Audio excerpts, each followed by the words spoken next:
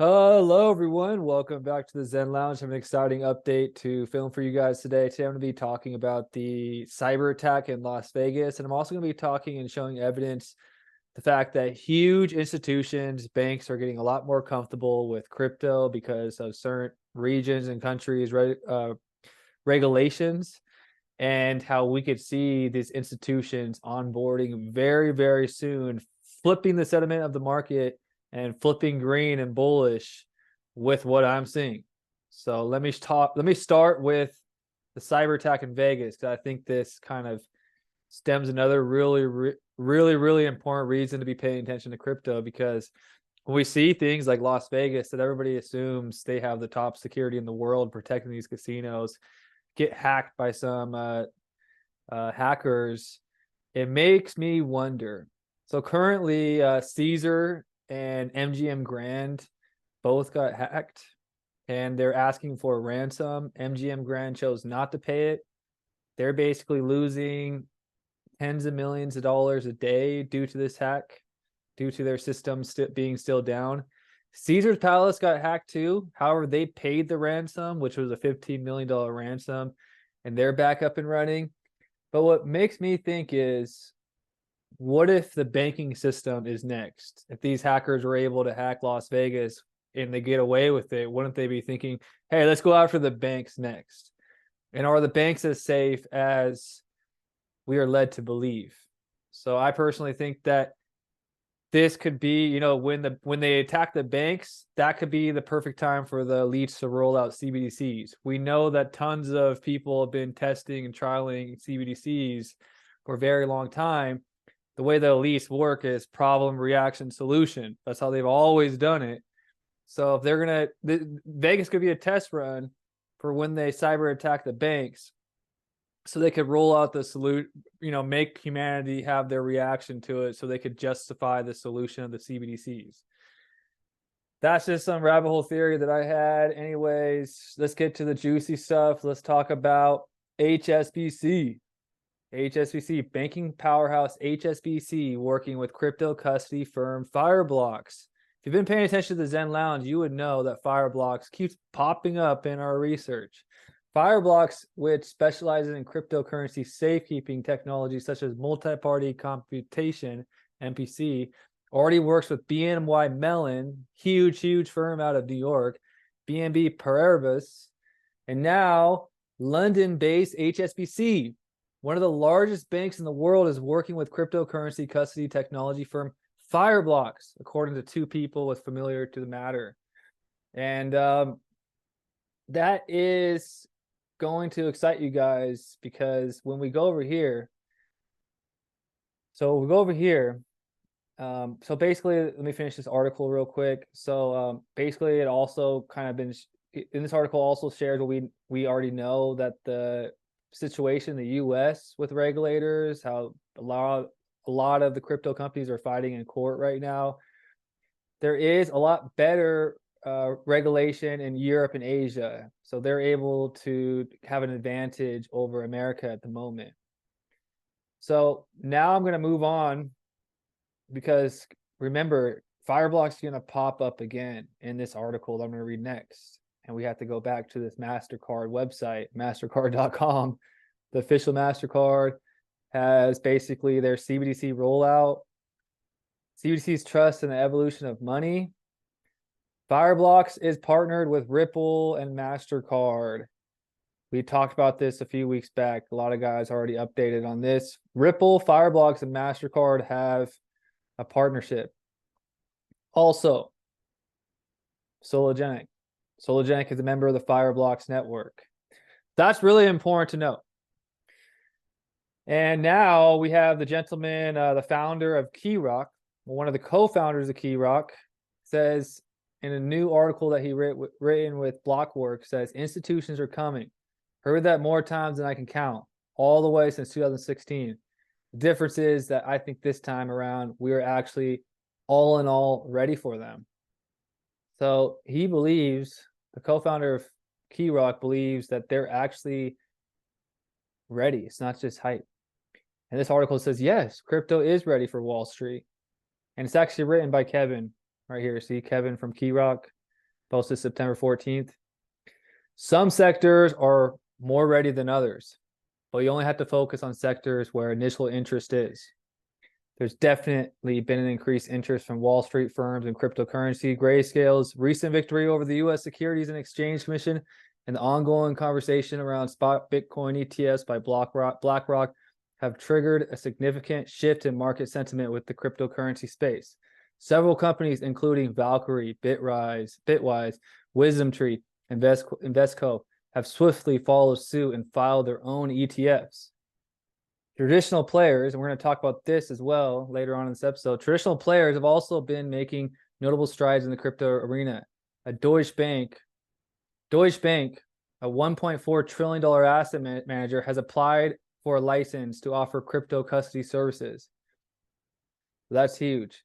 While EDS Markets, a new crypto exchange backed by Citadel, Fidelity, and Charles Schwab, recently launched PayPal, continued its involvement in the space by also launching its own stablecoin project. You see all the development that's been happening this bear cycle.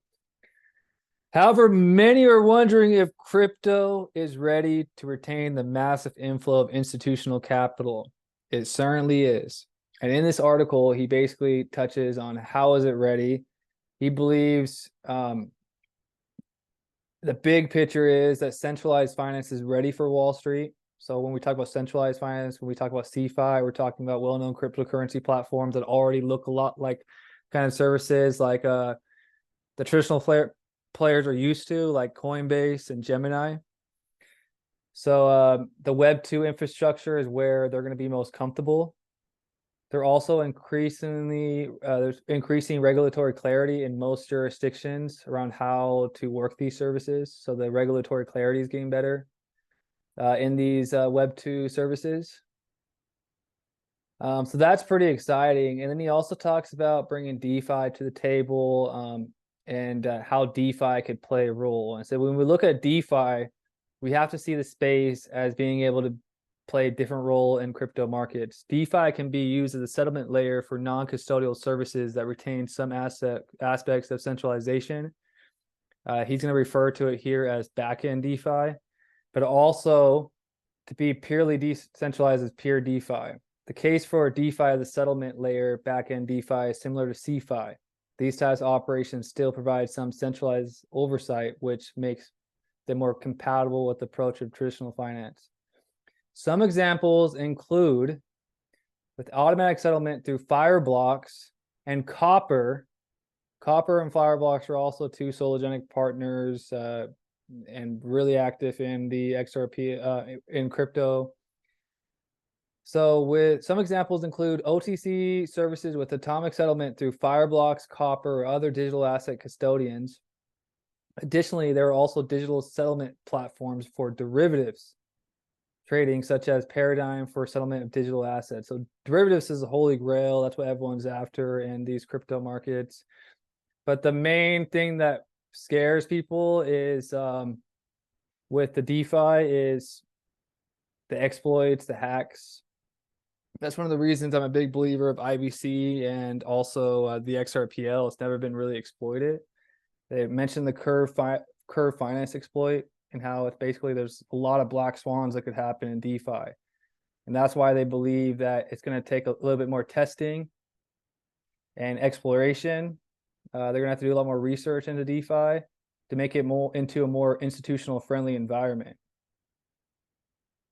So that's basically what his stance on is DeFi. And he believes it's ready enough. So altogether, the most conservative position to have around crypto's ability to handle inflows of Wall Street money is that it's closer to readiness than not. Some sectors are more ready than others, but we only have to focus on sectors where initial interest is likely to go. As traditional finance institutions continue to dip their toes, the most likely scenario is that they'll start participating in CeFi. That's like the Coinbase stuff. Who has a partnership with Coinbase? BlackRock, remember that? A sector that is already prepared for this kind of attention. Wall Street's attitudes towards cryptocurrency markets will then continue to warm up over time as back-end DeFi and pure DeFi evolves. So basically, there's going to be the big players onboarding onto CeFi, and then they're going to warm up to the backend DeFi concept we talked about. So that's written by Kevin, the co-founder of Keyrock. He's a validator on their Keyrock is a validator on Quorum, and they're also a market maker for Ripple. So the market maker for Ripple also shouts out Fireblocks and Copper. And then we got this, they're working MasterCard, Fireblocks, Ripple. So Fireblocks just keeps popping up.